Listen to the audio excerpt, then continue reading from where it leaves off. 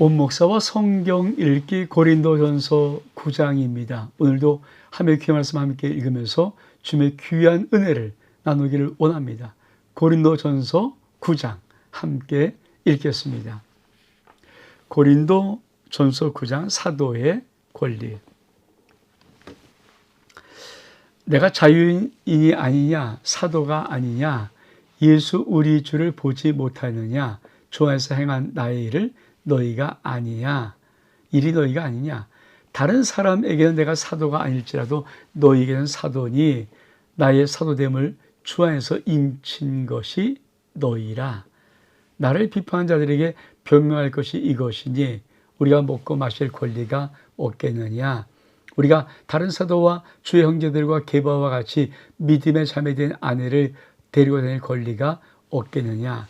어찌 나와 바나바만 일하지 아니할 권리가 없겠느냐.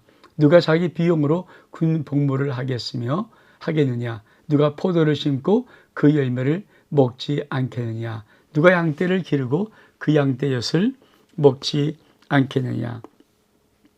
내가 사람의 예대로 이것을 말하느냐, 율법도 이것을 말하지 않느냐. 모세의 율법에 곡식을 밟아 떠는 소에게 망을 씌우지 말라 기록하였으니 하나님께서 어찌 그 소들을 위하여 염려하심이냐.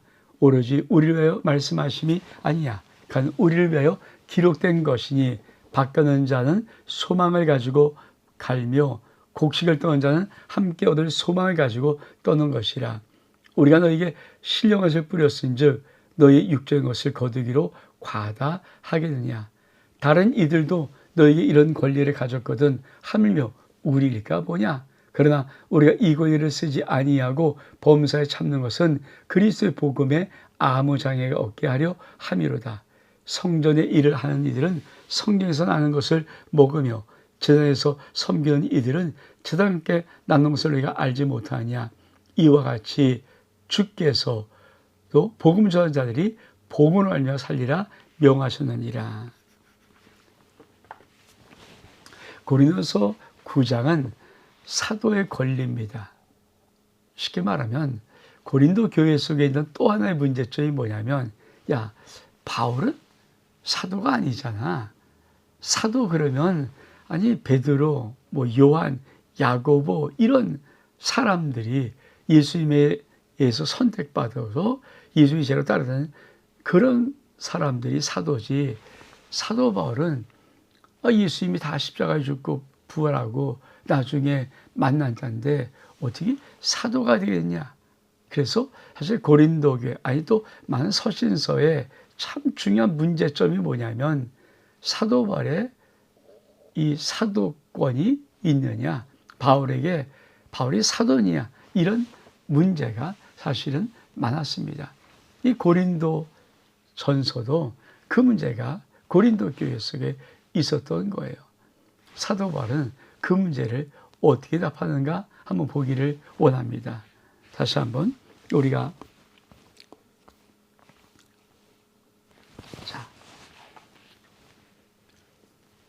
내가 자유인이 아니냐, 사도가 아니냐, 예수 우리를 주를 보지 못하냐, 주 안에서 행한 나의 일이 너희가 아니냐. 그러면서 다른 사람에게 내가 사도가 아닐지라도 너희에게는 사도니 나의 사도됨을 주 안에서 인친 것이 너희라. 사도 바울은 고린도에서 오랫동안 머물면서 복음을 전했습니다. 그러니까 누구 봐도 고린도 교회들은 사도 바울을 가르치려고 사도 바울이 제자가 된 자들이에요. 그러니까 사도 바울이 그들에게는 정말 스승이죠. 복음의 스승이죠. 근데 그 고린도 교회 문제 속에 바울이 사도가 아니잖아. 이런 문제 나오니까 사도 바울이 뭐라고 하면, 내가 사도됨을 다른 사람이 원해도 너희들은 내가 사도됨을 아는 게 아니냐. 왜? 너희가 내 사도됨의 증거 아니냐. 그래서 사도됨을 인친 것은 주 안에서 너희다. 이렇게 말하면서 뭐라고 말합니까? 그렇죠? 다른 사람에게는 내가 사도가 아닐지라도 너희에게는 사도다.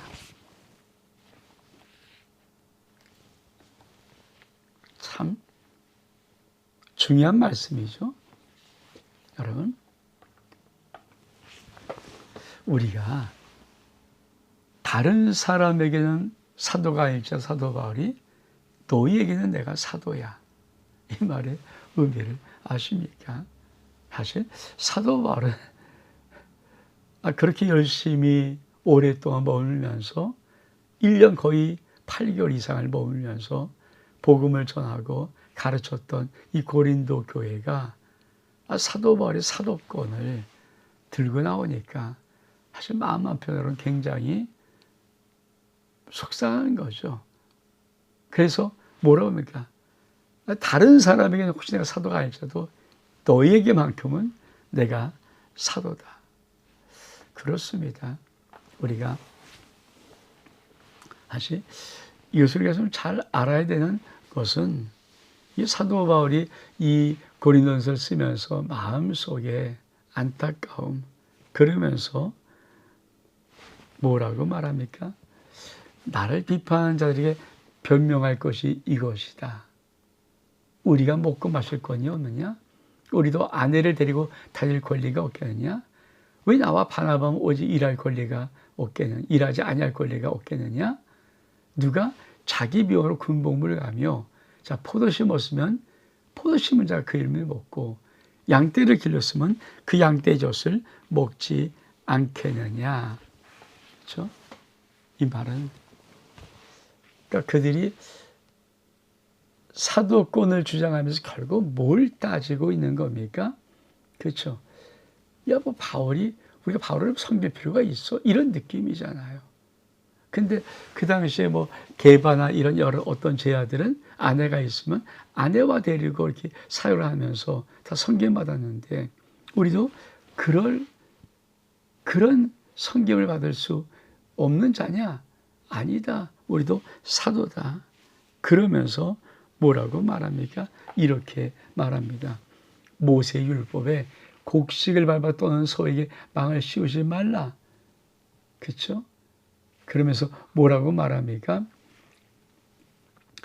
밭가는 자들은 소망을 가지고 하며 곡식을 떠는 자도 함께 얻을 소망을 가지고 떠는 것이다. 그러면서 우리가 너에게 신령한 것을 이게 뭡니까? 복음이죠. 아니 복음을 뿌렸는데 너희의 육적인 것을 거두기로 과하게 하겠느냐? 그러니까 사도 바울이 아마 이 서신 여기 부분에서 마음이 좀 많이 좀 찹찹했을 것 같아요. 그러면서 뭐라면 자 우리가 너의 신령한 복음을 전해서 근데 혹시 너희 조금씩 공개하고 섬기는 것 받는 것이 그게 정말 과하냐? 근데 사번 더 나가서 뭐라고 말합니까? 이렇게 말합니다. 자, 다른 이들도 여기 이런 권리를 가졌거든 하면 우리일까 보냐. 그러나 우리가 이 권리를 쓰지 아니하고 범사에 참는 것은 그리스도의 복음에 아무 장애가 없게 하려는 것이라. 그러면서 성전의 일을 하는 이들은 성전에서 낳는 것을 먹으며 제단에 섬기는 이들은 제단과 함께 낳는 것을 너희가 알지 못하느냐. 주께서도 복음을 전하는 자들이 복음으로 하여 살리라 명하셨느니라. 아주 전 이것이 어쩌면 지금 시대에 더 필요한 말씀일 것 같습니다. 요새 한국교회의 가장 어려운 문제는 영적인 지도자들이 올바로 하나님의 일, 주의 몸된 일을 열심히 하는 것만으로 생계가 안 된다는 문제가 있어요. 물론 우리나라에 뭐 수천 명, 수만 명 나오고 큰 대형 교회들이야 자립이 다 이루어지고 능이 괜찮죠. 근데 한국 교회 거의 한 7, 80%는 비자립 교회입니다. 개척 교회입니다. 그런 교회 속에 그렇죠. 쉽지 않거든요. 그래서 이 생계가 이루어지지 못하는 것으로 인해서 때로 목사님이 이중직을 갖고 아니면 사모님이 벌고 그러면 사실 그렇게 힘들고 어려운 세상에 나가서 돈을 벌면 또 어떤 문제가 있습니까? 사실 오로지 복음을 전하고 말씀과 교회에 전무하는 일에는 그만큼 시간이 그죠 없는 거죠. 그러다 보면 아무래도 목회도 시간에 비례하는 것이거든요. 그 시간 충분히 가지고 충분히 묵상하고 준비해야 충분히 어떤 말씀들이 나오고 영적인 은혜가 있는데 그렇지 못하면 어떻게 하겠습니까? 저는 사실 요새 너무 힘들고 어려운 상황이기 때문에 사실 요새 목회하는 개척교 많은 목회자들에게 감히 이런 말은 할 수가 없을 것 같아요. 너무 생이 자체. 근데 저는 그래도 제 마음속에는 늘 그런 마음이 있습니다. 오늘 주님께서 말씀하셨다고 하는 것처럼, 그렇죠? 주께서도 복음을 정한 자들이 복음을 하여 살리라 명령하셨습니다. 그러면서 성전이라 하는 자리, 성전에서 나오는 것을 먹고 제 성전 제에서 함께 나누는 것을 너희가 알지 못해. 이 말의 의미는 사실은 작든 크든 간에요. 정말 성들이 올바른 11조, 올바른 헌금 생활을 하면 작든 크든 그것이 먹을 수 있어요. 근데 사실은 개척교회도 그렇고 많은 교회들이 올바른 100% 11조를 성들이 하지를 않거든요. 우리 아름다운 교회도 100% 11조를 하지 않잖아요. 11조 프로테지가 사실은 우리 재정부에서는 그 여러 해를 이렇게 11조 프로테지를 따지는 걸 보면은 글쎄 11조는 프로테지가 한 반 될까? 좀 넘을까? 모르겠어요. 하여튼. 그러니까 그 정도에 11조라는 프로테지가. 그러니까 올바른 11조를 내고 하나님 앞에 서로 은혜 가운데 살면 이 하나님의 복음의 역사와 영적인 아름다운 하나님의 진보 역사가 폭발적으로 계속 승화작용을 하는데 그렇지 못하고 있는 것이 저도 참 무척이나 아름답습니다. 그러면서 사도 바울은 뭐라고 말합니까? 그러나 내가 이것을 한어 쓰지 아니하고 또 이 말을 쓰는 것은 내게 이같이 해달라는 것이 아니라 내가 차라리 죽을지언정 누구든지 내 자랑하는 것을 헛된 데로 돌리지 못하게 하리라. 내가 복음을 전하자도 자랑할 것이 없으면 내가 부득불 할 일임이라.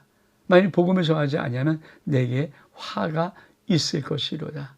내가 자기로 이것을 행하면 상을 얻으려니와 내가 자기로 아니하자도 난 사명을 받았노라. 그런즉 내 상이 무엇이냐?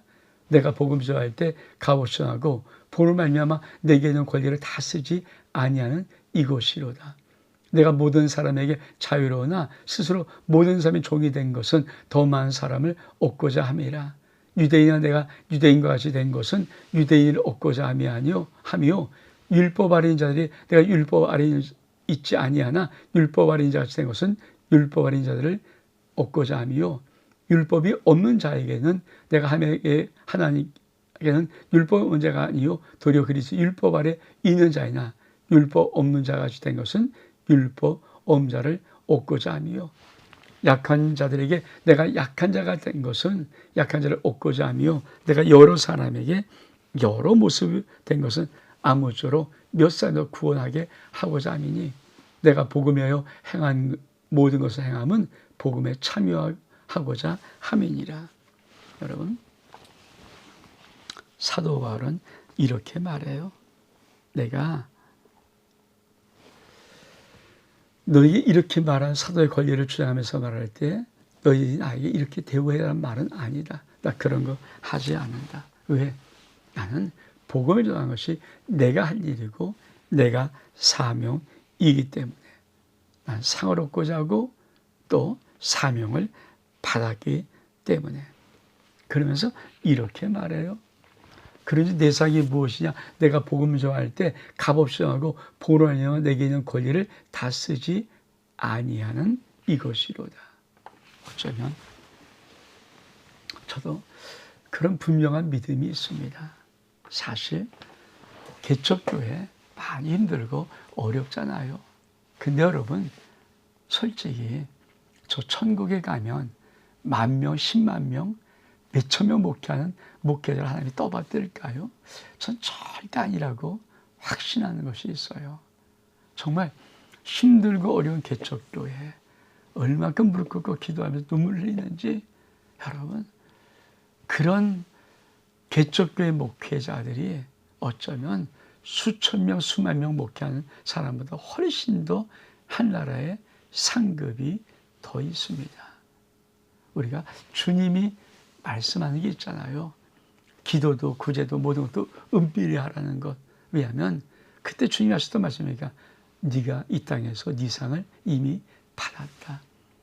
많이 누리고 많이 하면은 상을 이 땅에 다 받아버리고 마는 거예요. 그것을 하지 않고 있으면 그 상을 남겨두는 거예요. 하나님이 그렇게 양을 원할까요? 저는 아니라고 생각해요. 많은 분들의 간증을 듣고 많은 분들의 신앙의 이야기를 들어보면 솔직히 모든 목회자의 마음속에 하나가 있는 것이 있어요. 그것은 이 땅의 모든 삶의 어떤 모습이 저 천국의 모습과 동일하지는 않을 것이다.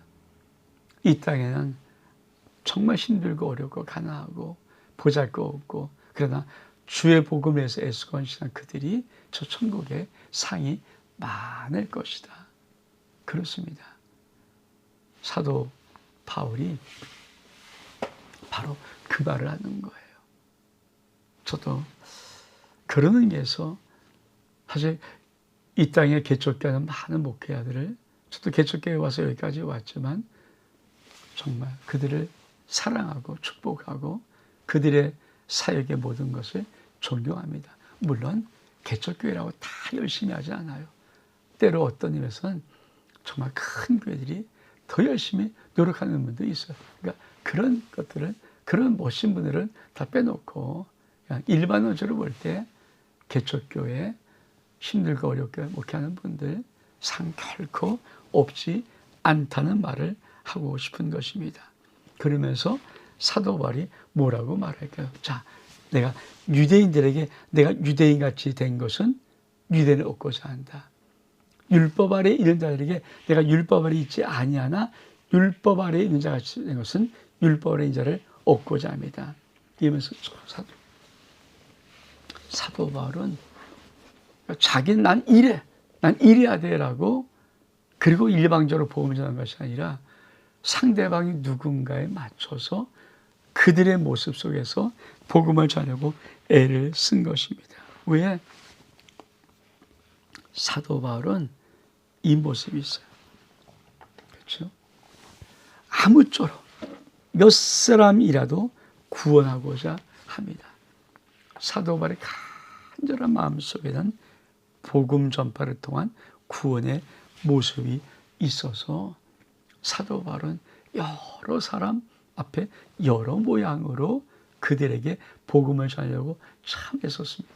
어떻게 보면 지금 보면 맞춤 전도 같은 전도를 사도 바울은 많이 애썼어요. 그러면서 뭐라고 말합니까?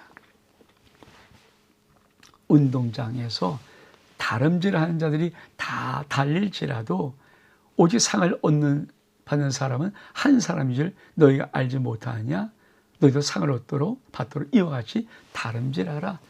이 길을 도는 자마다 모든이 절제하니 그는 썩을 승리자의 권을 얻고자 하되 우리는 썩지 아니할 것을 얻고자 하느라. 난 다름질하기를 향방 얻는 것 같이 아니하고 싸우기를 허공을 치는 것 같이 아니하며 내가 내 몸을 저 복종케 함은 내가 남이 전파한 후에 자신이 버림을 당할까 두려워함이로라. 여러분, 사도 바울이 말했던 참 귀한 말씀입니다. 운동장에 다름질할 때 다 달리자도 상 받는 사람은 한 사람이다. 전력 경주하는 거죠. 이게 사도 바울의 복음에 대한 자세입니다. 전 이것은 분명히 우리 목회자에게 있다고 합니다. 저도 정말 하나님 앞에는 참 많이 부끄럽고 죄송할 때가 더 많아요. 근데 제 마음 중심에는 그래도 나는 나름대로 제가 이렇게 능력이 특출하고 뭐 이래서 많은 걸 못하지만 그러나 저는 제 삶의 기준에서 제 나름대로 어떻든 하나님 앞에 몸부림치려고 애를 쓰는 몸부림을 갖고 싶어요. 왜? 전력진주, 몸부림치면서. 근데 그런 것들을 하는 것이 사실 어제 우리 아내와도 나왔지만 가장 힘든 날이 뭔지 아십니까? 전 토요일이에요.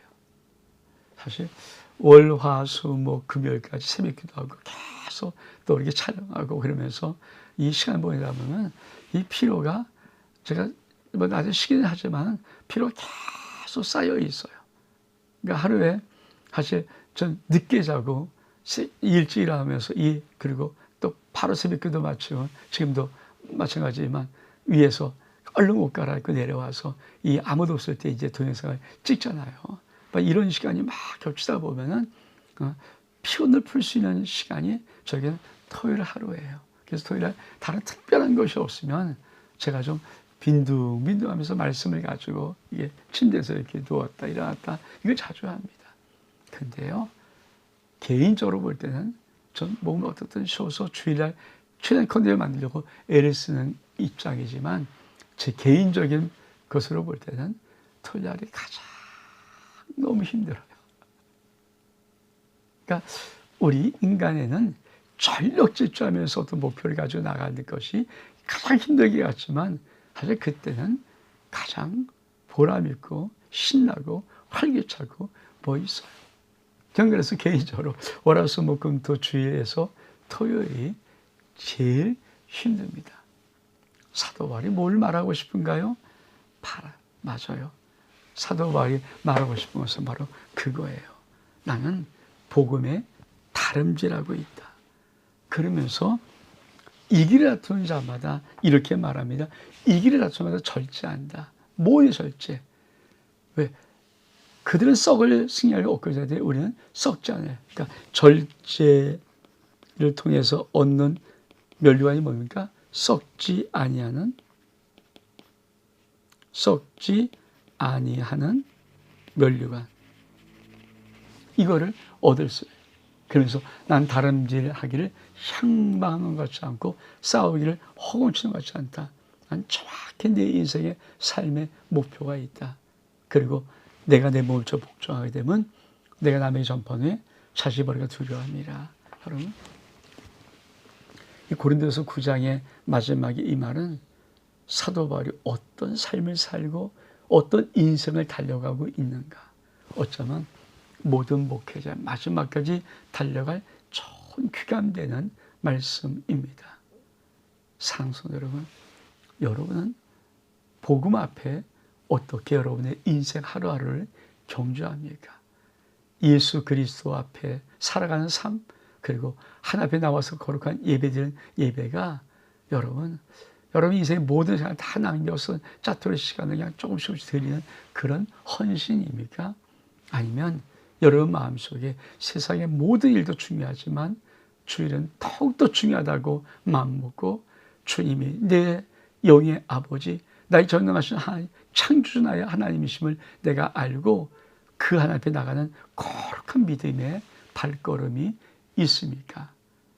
저와 여러분 삶 속에 사도 바울은 이런 뚜렷한 주님을 향하고 주님께 올려드리는 거룩한 의대가 있는 삶이 될 수 있기를 주의 이름으로 축복합니다. 온 목사와 성경 읽기 고린도전서 9장 여기서 마칩니다. 샬롬.